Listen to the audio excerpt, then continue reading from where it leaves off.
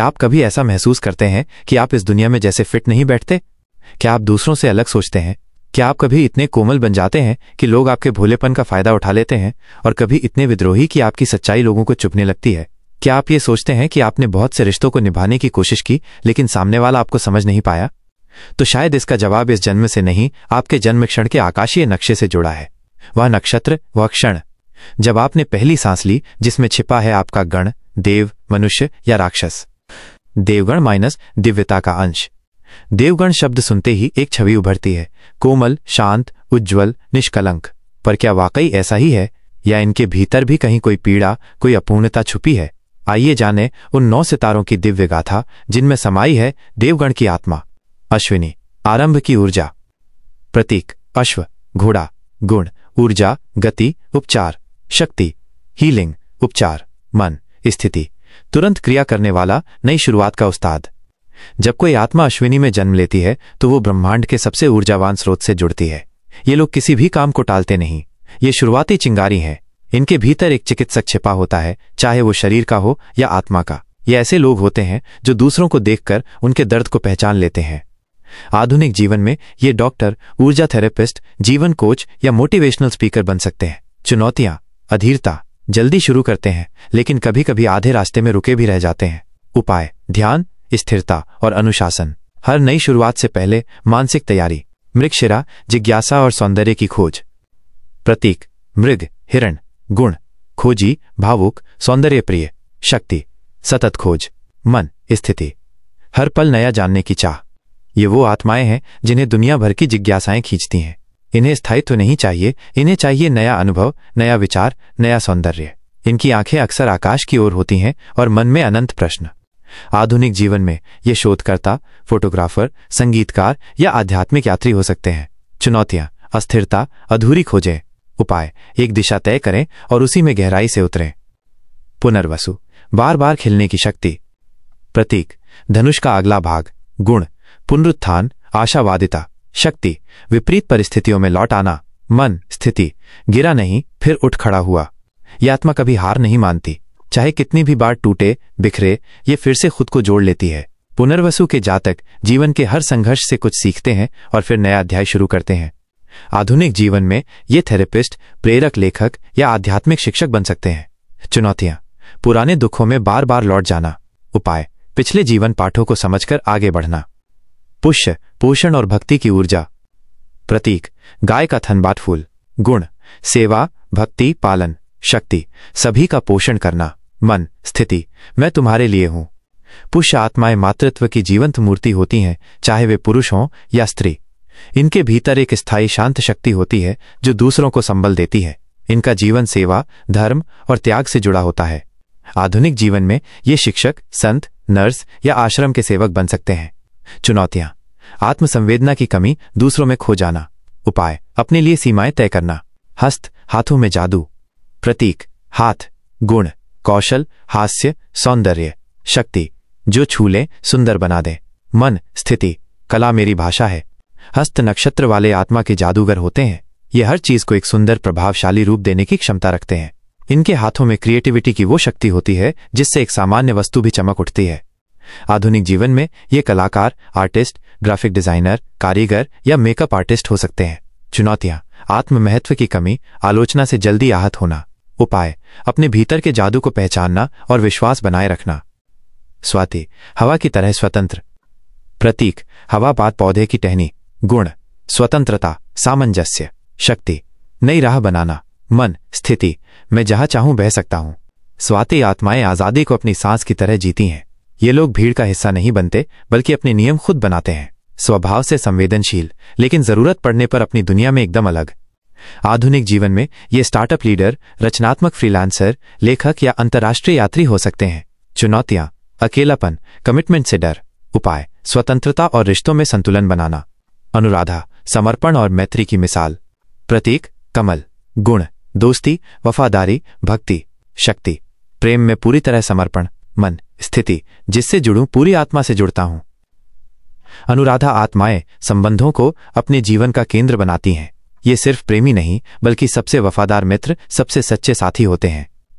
इनकी आत्मा का सौंदर्य यह है कि ये निस्वार्थ भाव से जुड़ते हैं। आधुनिक जीवन में ये आध्यात्मिक साथी, समर्पित मित्र या परामर्शदाता बन सकते हैं। चुनौतियां: दिल टूटने पर गहरे डिप्रेशन में चले जाना। उपाय: खुद से प्रेम करना भी सीखना। श्रवण: सुनने और समझने की शक्ति। प्रतीक: कान।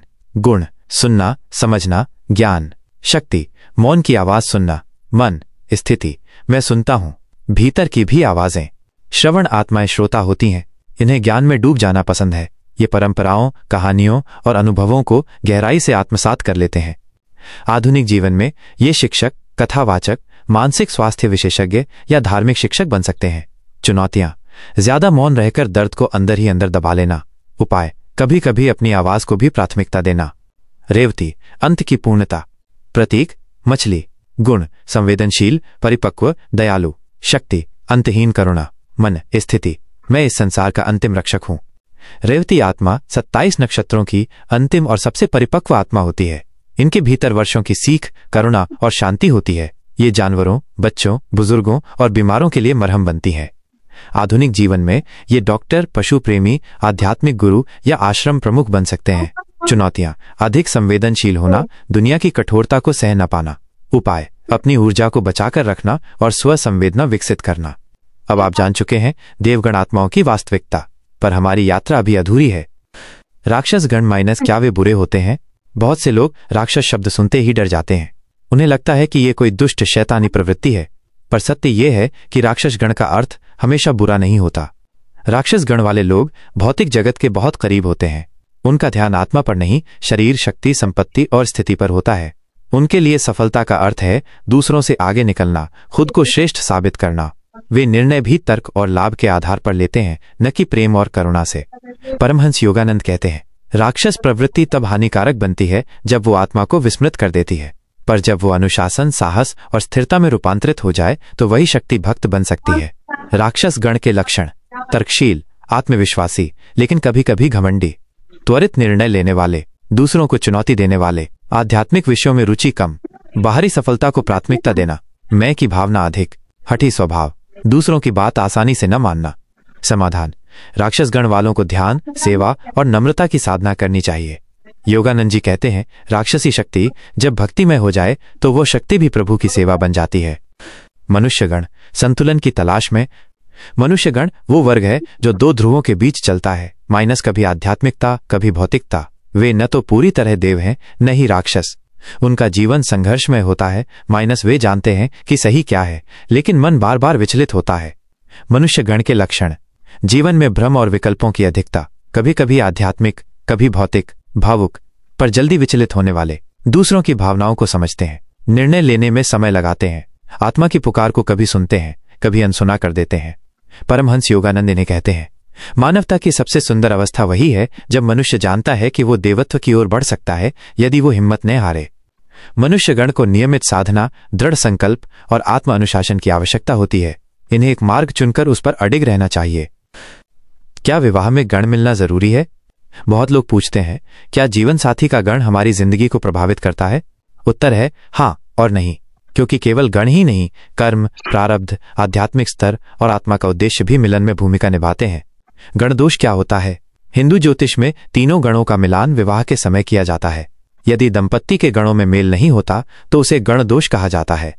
गणदोष होने पर वैचारिक मतभेद बढ़ सकते हैं, मानसिक तालमेल में कमी हो सकती है, आकर्षण की जगह तकरार हो सकती है, बच्चों के स्वास्थ्य तक पर असर पड़ सकता है। मान्यता अनुसार परमहंस योगानंद कहते हैं, जब दो आत्माएं एक ही उद्देश्य, ईश्वर की ओर यात्रा के लिए मिलती हैं तो कोई दोष उन्हें नहीं रोक सकता। गण दोष से मुक्ति के उपाय योगानंद जी के अनुसार: 1. मंत्र शक्ति: रोजाना ओम ह्रीं नमः या ओम नमो भगवते वासुदेवाय का 108 बार जप करें। 2. साधना का समर्पण: दोनों पति पत्नी यदि साथ में ध्यान करते हैं तो उनका गण दोष ऊर्जा स्तर पर मिटने लगता है। 3.